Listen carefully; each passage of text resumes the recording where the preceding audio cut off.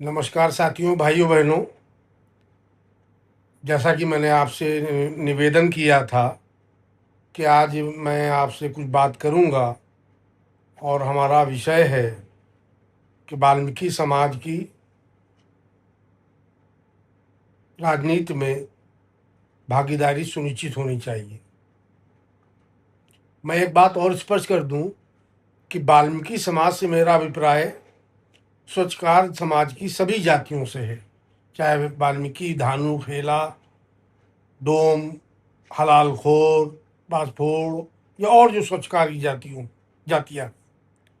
इसको कोई ये ना समझ ले कि केवल वाल्मीकि समाज की बात कर रहे हैं, क्योंकि अलग अलग जिलों में, अलग अलग राज्यों में और अलग अलग प्रदेशों में हमारी स्वच्छकार समाज की जातियों को अलग अलग नामों से पहचाना जाता है, जाना जाता है। जैसे पंजाब में मजहबी सिख, दक्षिण भारत में मादिका मादा, और भी तमाम उपजातियों के नाम से जाना जाता है। लेकिन मैंने पहले अपने इंटरव्यू में आपसे 29 जुलाई को कहा था कि जो जनगणना होने जा रही है उसमें आप लोग ये बात का उल्लेख जरूर करें कि एक जाति का अगर उल्लेख करेंगे तो उससे पूरे देश में स्वच्छकार समाज का एक संकलन हो जाएगा कि इतनी संख्या है। और जो विषय था कि वाल्मीकि समाज की राजनीतिक भागीदारी सुनिश्चित होनी चाहिए, तो मैं आपको संज्ञान में लाना चाहता हूँ कि अब तक जो आपके समाज की आबादी है उसका 5% भी लाभ आपको किसी राजनीतिक दल ने नहीं दिया है। वो इसलिए मैं कह रहा हूं कि मैंने इस पर बहुत शोध किया, बहुत भ्रमण किया और बहुत अध्ययन किया। मैंने देखा है कि जितने भी क्षेत्र हैं वहां कोई इस समुदाय की इतनी संख्या होने के बाद, हालांकि इसका जवाब बहुत जल्द जो जाति जनगणना होने जा रही है उसमें स्पष्ट हो जाएगा कि पूरे देश में स्वच्छकार समाज लाखों में नहीं, करोड़ों में है, कई करोड़ों में है। आज उत्तर प्रदेश पूरे देश में सबसे बड़ा राज्य है। मैं अपने भाइयों बहनों से जानना चाहता हूं और अपने कर्मठ साथियों से जानना चाहता हूं कि इतना बड़ा बरेली मंडल, बरेली, पीलीभीत, बदायूं, शाहजहांपुर, कितने एमपी एमएलए हुए, कितने राज्यसभा विधान परिषद हुए, बुंदेलखंड, झांसी, ललितपुर, बांदा, उरई, जालौन, हमीरपुर, बुंदेलखंड में इतनी तादाद है जैसे रुहेलखंड में है बरेली मंडल में, उसी तरह बुंदेलखंड में विभिन्न क्षेत्रों में हमारे लोगों ने बहुत तरक्की की, बड़े बड़े पदों पे गए हैं। लेकिन मैं जानना चाहता हूं, मेरा सवाल है अपने समाज से कि बुंदेलखंड में कितने सांसद, कितने विधायक, कितने राज्यसभा में गए, कितने विधान परिषद में गए। मेरी व्यक्तिगत जानकारी है बहुत शिक्षित लोग हैं रुहेलखंड में, बुंदेलखंड में, बरेली मंडल में। इसी तरह पूर्वांचल में अगर हम बात करें, सुल्तानपुर से शुरू होते हैं तो सुल्तानपुर, मिर्जापुर, जौनपुर, गोरखपुर और बनारस मंडल में अगर आ जाइए वाराणसी में, वाराणसी में सौभाग्य की बात है कि हमारे देश के माननीय प्रधानमंत्री वहां से सांसद भी हैं और बहुत योग्य लोग हमारे वाराणसी में हैं, संघर्षशील लोग हैं, शिक्षित लोग हैं। कितने लोग सांसद बने, विधायक बने, राज्यसभा में गए, विधान परिषद में गए। और मैंने जैसा बरेली मंडल के बारे में कहा, बरेली मंडल में भी बहुत शिक्षित लोग हैं। इसको आयोग से मत जोड़ दीजिएगा, क्योंकि अगर आप वाल्मीकि हैं या स्वच्छकार समाज से हैं और आपको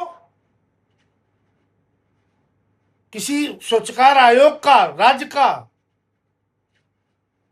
अध्यक्ष, उपाध्यक्ष, सदस्य बना दिया जाए तो राजनीतिक उत्थान नहीं हुआ।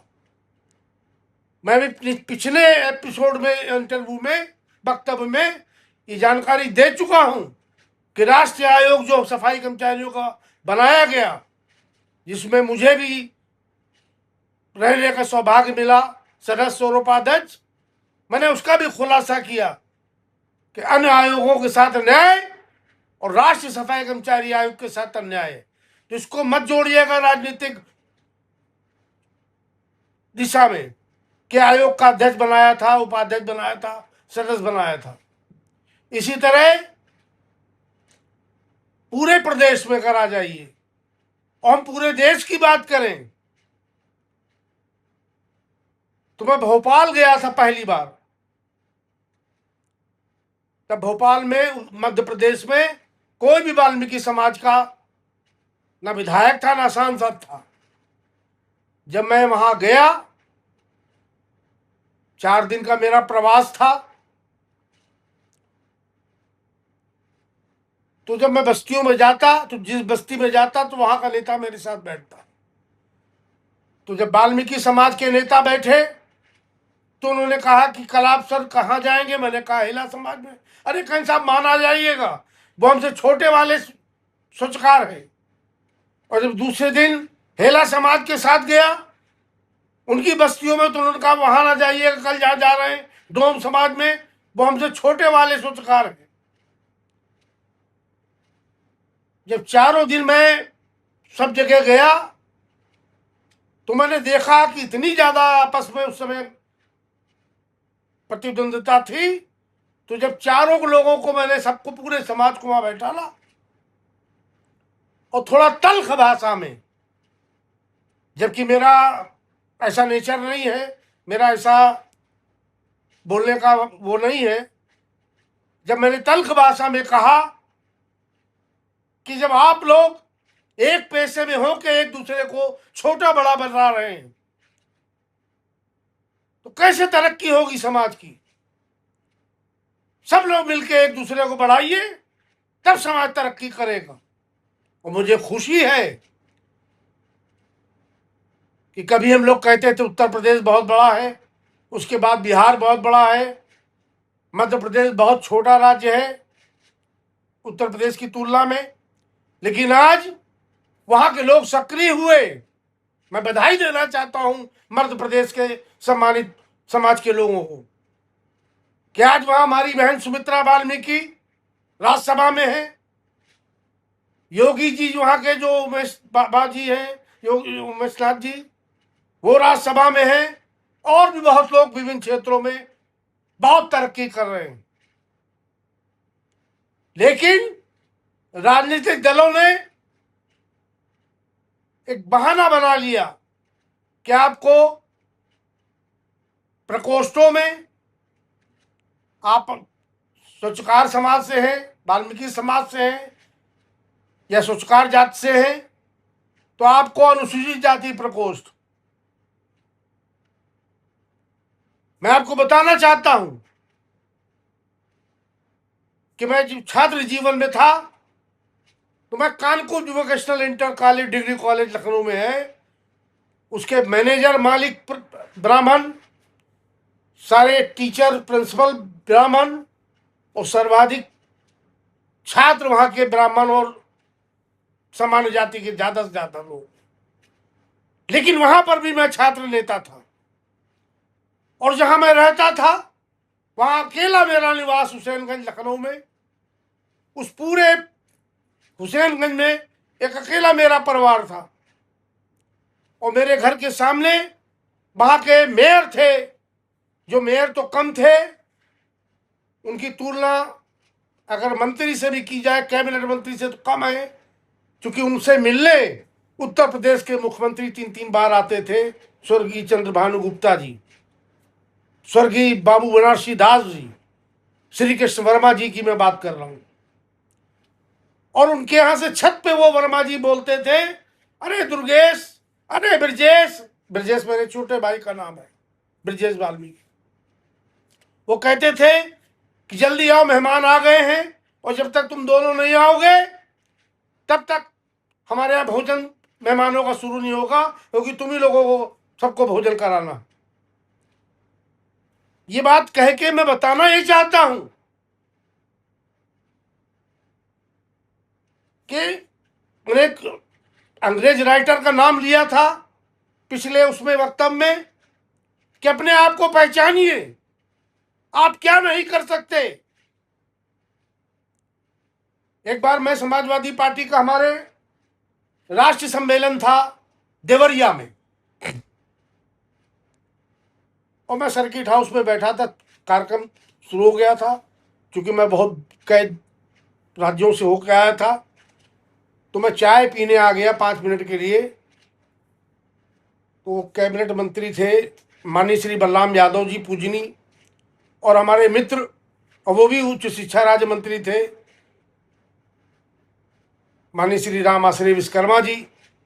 ये दोनों लोग मेरे पास आए और मुझसे बोले, अरे दुर्गेश जी बधाई हो। हमने कहे कि बधाई? कहने आप पार्टी के राष्ट्रीय अध्यक्ष बनने जा रहे हैं।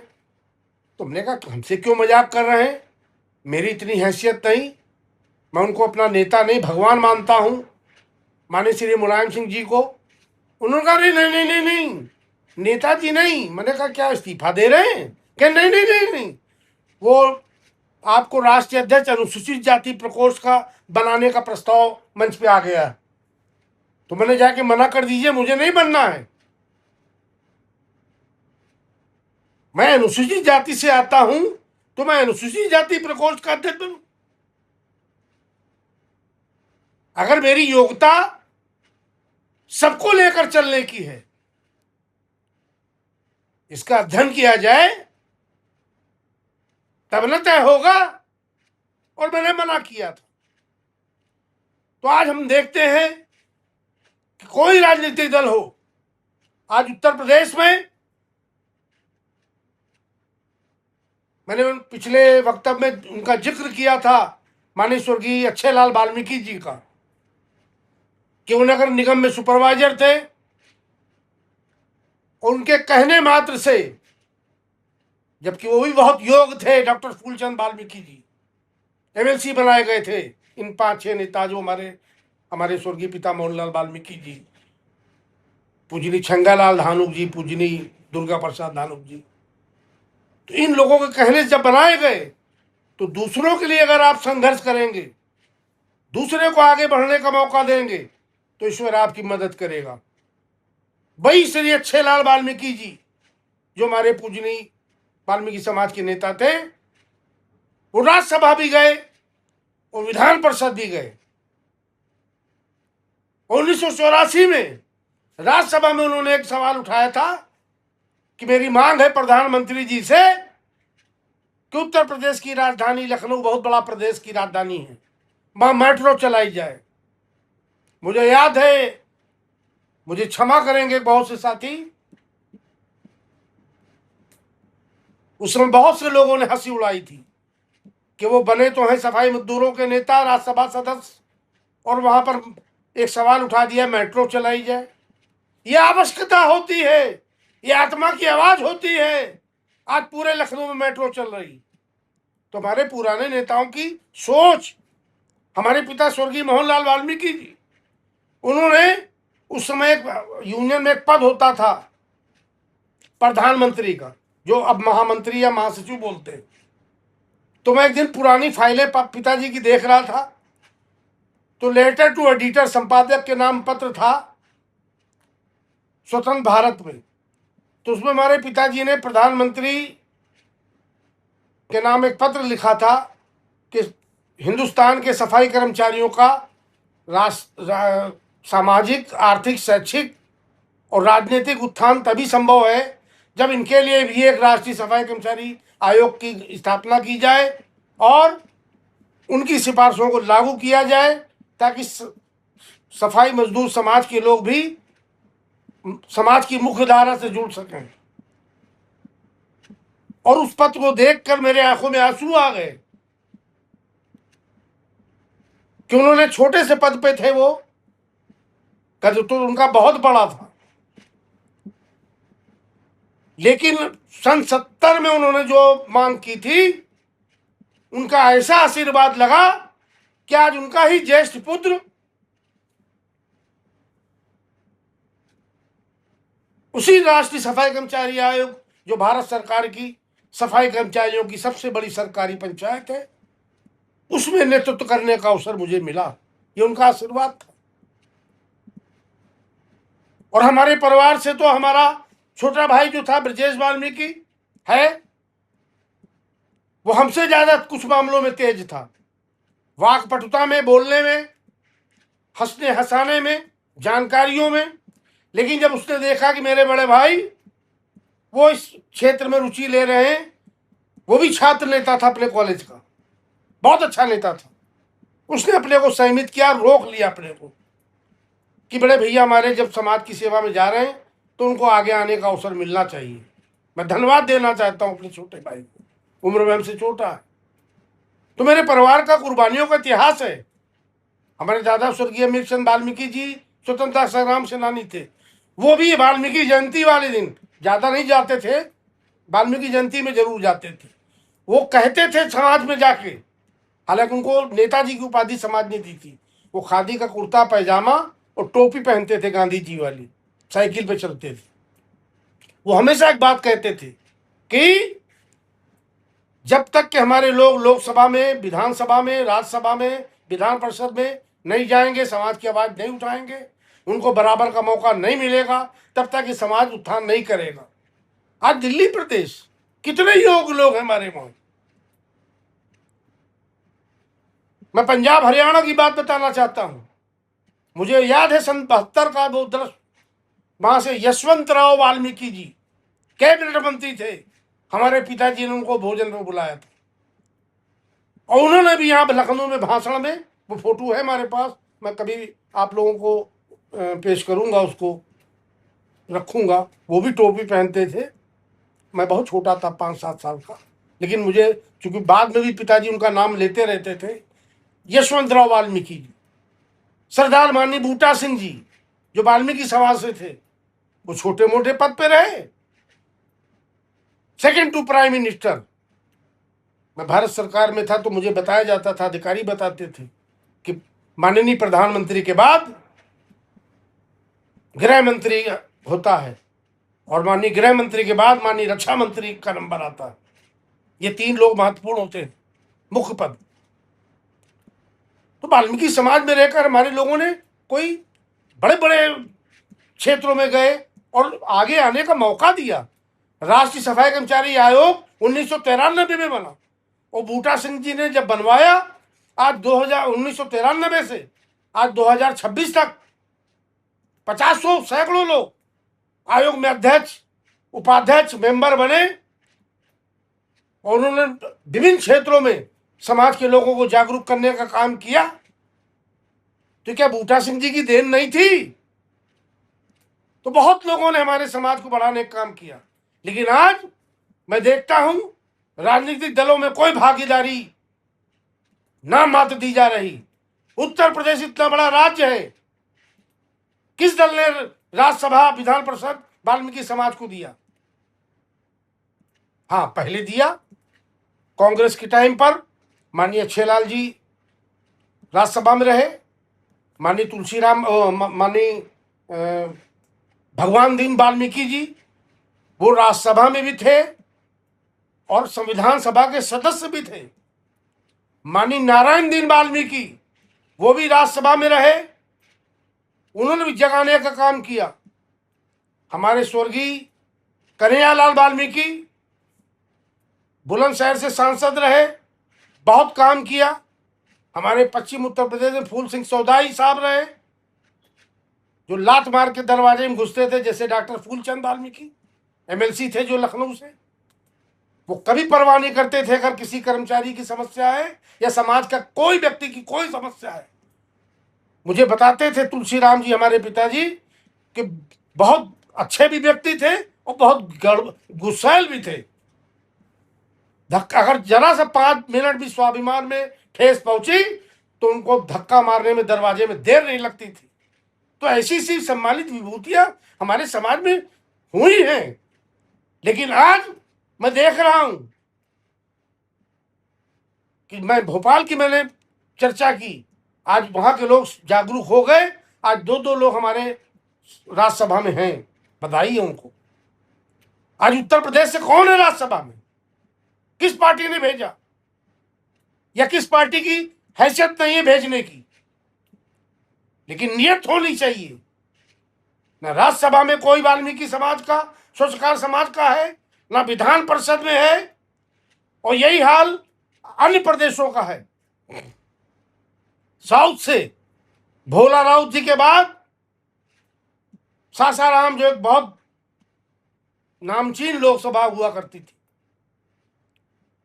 वहां से थे वो, तो रतन स्वरूप राही जी थे। फिरोजाबाद में संभवतः शिव कुमार जी चिकारा बजाते थे। वो चिकारा बजा बजा के जनता का ऐसा उन्होंने मोह लिया जनता को कि वो भी निर्वाचित हुए, बहुत समाज के लिए काम किया। लेकिन जब उनको किसी को अवसर मिलेगा तब ना वो अपनी योग्यता दिखा पाएगा, समाज को आगे बढ़ा पाएगा। इसलिए मैं अपने समाज के लोगों से चाहता हूं कि आप जिस दल में भी हैं वहां मुख्य धारा से जुड़िए और नेतृत्व से मांग कीजिए कि हमारे समाज के योग्य लोगों को राज्यसभा में, विधान परिषद में भी भेजा जाए, विधानसभा में, लोकसभा में भी भेजा जाए, ताकि वो अपने समाज की जो और समस्याएं हैं, मैं अभी तक के बराबर जो सबसे हमारा निचला पायदान है सफाई कर्मचारी, उनकी बात करता था। लेकिन आज मैं वाल्मीकि समाज, स्वच्छकार समाज की राजनीति में भागीदारी सुनिश्चित हो, इस विषय पर इसलिए आया हूं कि मैं देख रहा हूं कि हमारे लोगों का राजनीतिक दोहन हो रहा है। बहुत मेहनत कर रहे हैं प्रदेश में लोग, जीवन ईश्वर ने एक दिया है, पूरी पूरी जिंदगी बीती जा रही लोगों की। एक शायर ने कहा है कि किसी को मंजिल बहुत जल्दी मिल गई और किसी की मंजिल सफर में ही कट गई।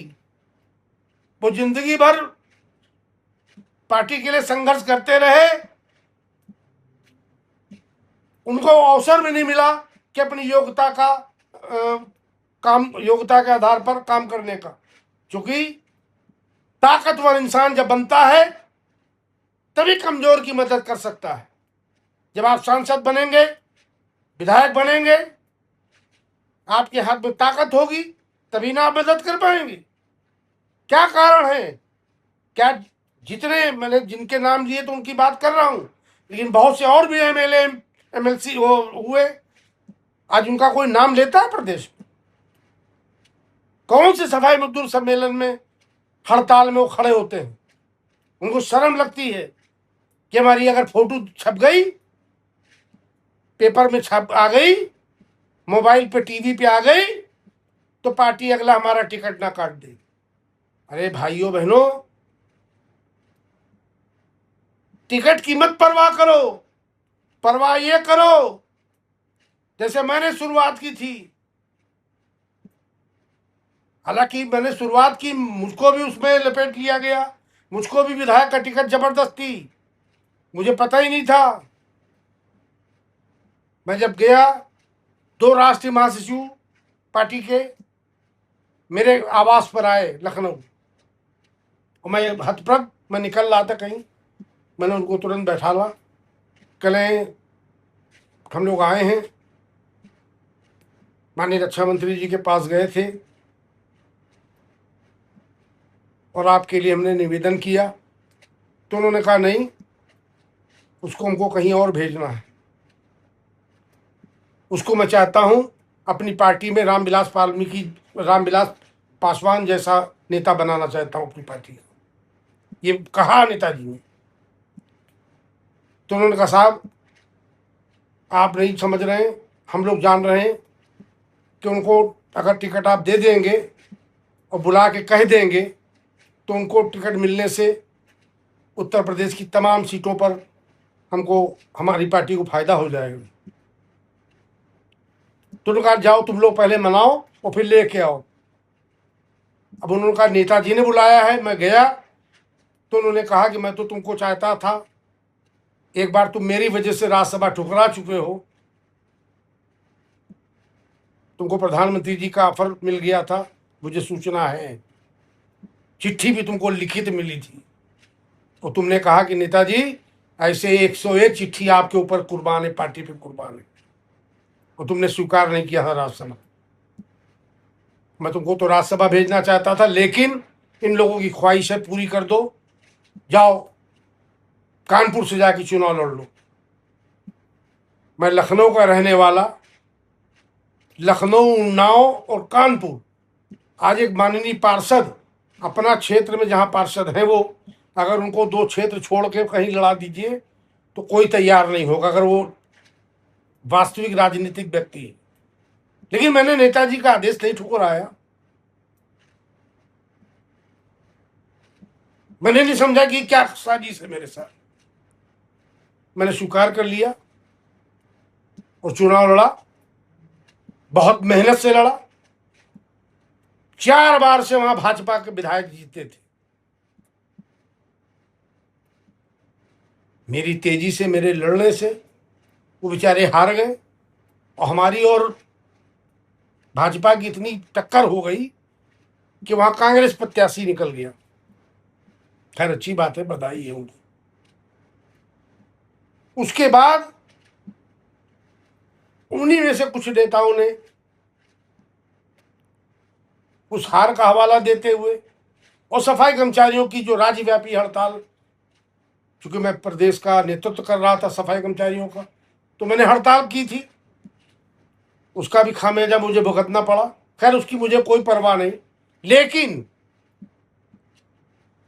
मेरी राजनीतिक दलों से अपील है और मार्मिक अपील है, हाथ जोड़कर अपील है कि सबसे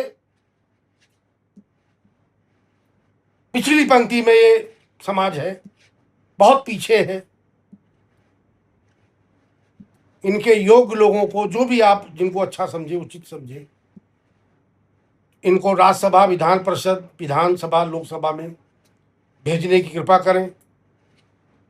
और कुछ ऐसे भी जिले हैं जहां नेता तो हमारे बहुत योग्य हैं लेकिन सीट जीतने लायक नहीं है, तो वहां से ये भी तरीका है, आप जानते हैं कि आप राज्यसभा भी भेज सकते हैं, विधान परिषद भी भेज सकते हैं।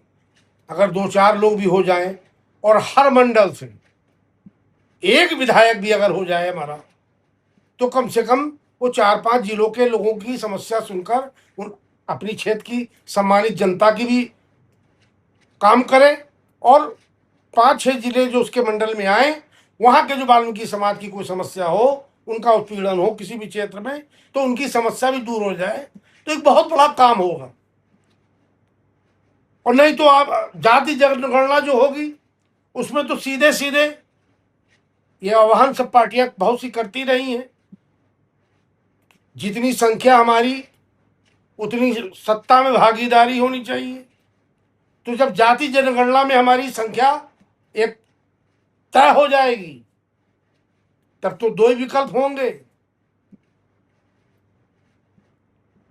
आपको उन विकल्पों को मानना पड़ेगा और हमारे लोगों को प्रतिनिधित्व उनके उस प्रतिशत से देना पड़ेगा।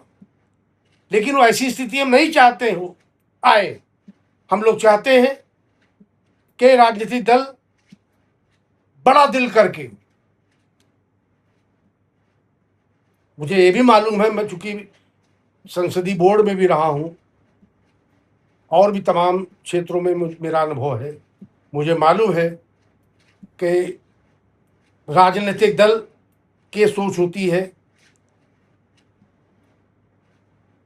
सबको लेकर चलने की, एक ही समाज को नहीं देखना है उनको। लेकिन इस समाज के लिए मैं हमेशा सभी से कहता हूँ, इनको समान अवसर और विशेष अवसर की ज़रूरत है। वो विशेष अवसर जब तक नहीं मिलेगा, इनको राजनीतिक भागीदारी नहीं मिलेगी, तब तक इस समाज का जो सच्चाई से उत्थान होना चाहिए। क्योंकि राजनीति एक ऐसी कुंजी है, एक ऐसी चाबी है, उसे सारे ताले, चाहे वो एजुकेशन के क्षेत्र में हो, नौकरी के क्षेत्र में हो, किसी भी क्षेत्र में जाना हो, अगर आपका नेता कैबिनेट मंत्री है, मुख्यमंत्री है, उप मुख्यमंत्री है, तो आपके समाज को बहुत आगे ले जा सकता है। क्योंकि वो मैं बात नहीं खोलूँगा, मैं बहुत सी चीज़ों का गवाह रहा हूँ, और वो मेरी चीज़ मेरे साथ जाएगी, मैं नहीं उसको सार्वजनिक कर सकता। लेकिन ये इशारा जरूर करना चाहता हूँ अपने समाज के लोगों से कि अपने आप को पहचानिए और फालतू दौड़ भाग मत कीजिए, फोटो खिंचाने तक मत सीमित रहिए, भाषण देने तक मत सीमित रहिए। सीधे सीधे अपना क्षेत्र बनाइए और सीधे सीधे मांग कीजिए। और एक बात मैं अंत में जरूर कहना चाहता हूं कि जो हमारी स्वच्छकार की उपजातियां हैं, एक दूसरे को छोटा और बड़ा मत बताइए, सब मिलके। माननीय भगवान दीन वाल्मीकि जी बहुत पढ़े लिखे थे और हेला समाज से थे, कानपुर से। पूरे जीवन अपने नाम के आगे कन्हैयालाल वाल्मीकि, नारायण दीन वाल्मीकि जी हमारे बहुत शिक्षित थे। आज उनका परिवार भी बहुत बहुत उच्च शिक्षित है, समाज में बहुत अगली पंक्ति में, लेकिन उन्होंने भी अपने नाम के आगे पूरे जीवन भर वाल्मीकि लिखा। डॉक्टर फूलचंद वाल्मीकि उनके नाम के पहले ही डॉक्टर लगा है। इसे अपने आप स्वाभाविक है वो कितने शिक्षित थे।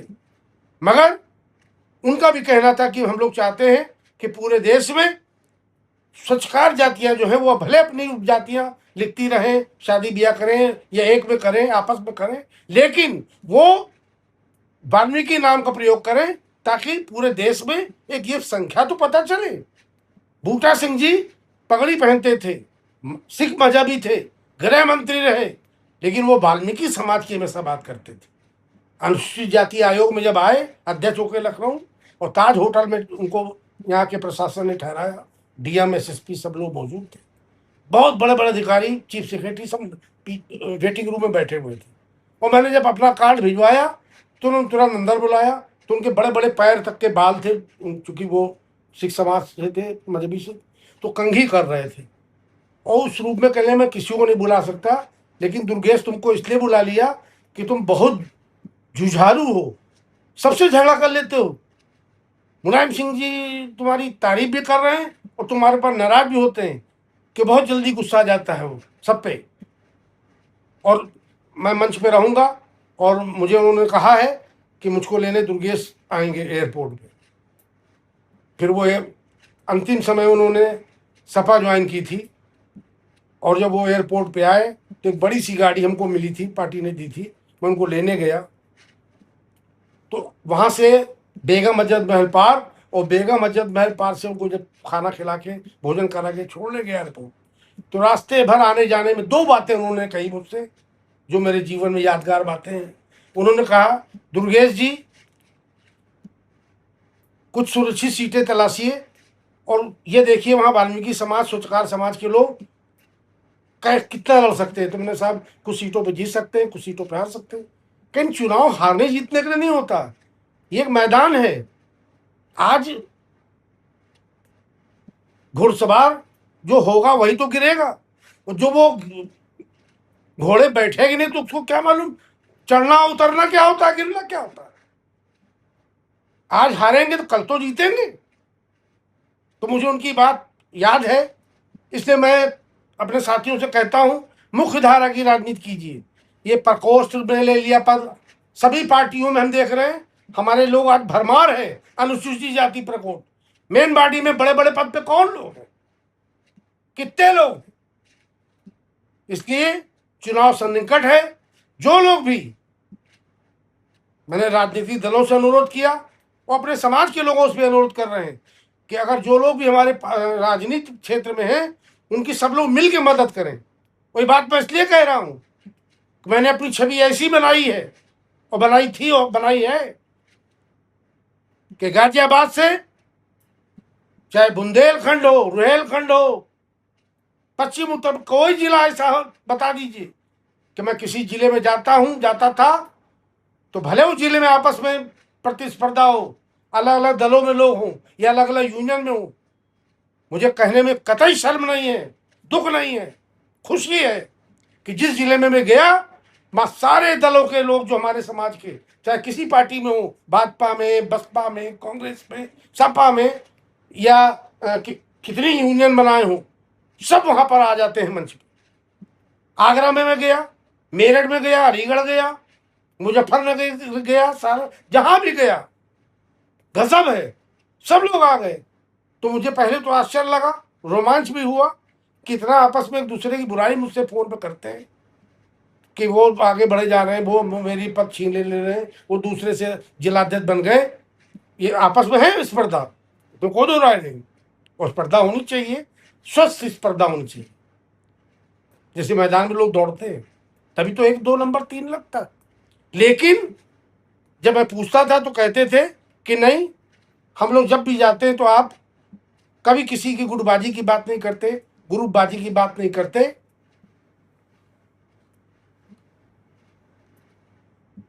और मैंने जैसे जालौन उरई के बारे में कहा, उरई में हमारे अधिशासी अधिकारी किशोरी लाल जी, कृपाराम वाल्मीकि जी जिला पंचायत अधिकारी रहे। इस तरह बहुत से लोग समाज में अपने अपने क्षेत्र का नेतृत्व, और भी बहुत लोग हैं। अनिल पहलवान हमारे उसी क्षेत्र में है, जालौन क्षेत्र में, उनका होटल भी है और कर्मठ साथी थे हमारे, सक्रिय रहते थे, सक्रिय हैं। तो हर क्षेत्र में बहुत लोग हमारे हैं। हमारे दिनेश विद्यार्थी मेरठ में, विनोद बेचैन जी, और बहुत लोग हैं। जब जब जो नाम याद आता है जैन में उनका उल्लेख करता हूँ। तो ऐसे लोगों को भी अवसर मिलना चाहिए। और जो भी हमारे बहुत लोग रुचि रखते हैं, पहली प्राथमिकता तो अच्छे क्षेत्रों में जाइए, आईएएस की कोचिंग कीजिए, पीसीएस की कोचिंग कीजिए, बीटेक एमटेक कीजिए, और भी सब क्षेत्रों की जितनी भी उच्च डिग्रियां हैं, जो शिक्षा है, उच्च शिक्षा, सभी क्षेत्रों में जाइए। क्योंकि जब आप जाएंगे, अगर एक डॉक्टर बन जाएगा तो उसका बेटा झाड़ू तो नहीं लगाएगा, तो वहीं से जनरेशन गैप होगा, पीढ़ी का बदलाव होगा और समाज तरक्की करेगा। लेकिन राजनीति भी एक महत्वपूर्ण पहलू है, और क्या पहलू है इसको मैं अगले वक्त में बताऊंगा। बस यही निवेदन है कि सब लोग जितने भी प्रदेश में हैं, मुख्य धारा से जुड़ के राजनीति में नेतृत्व की दिशा में बढ़िए और समाज को दिशा प्रदान कीजिए, समाज को आगे बढ़ाइए। बहुत बहुत धन्यवाद।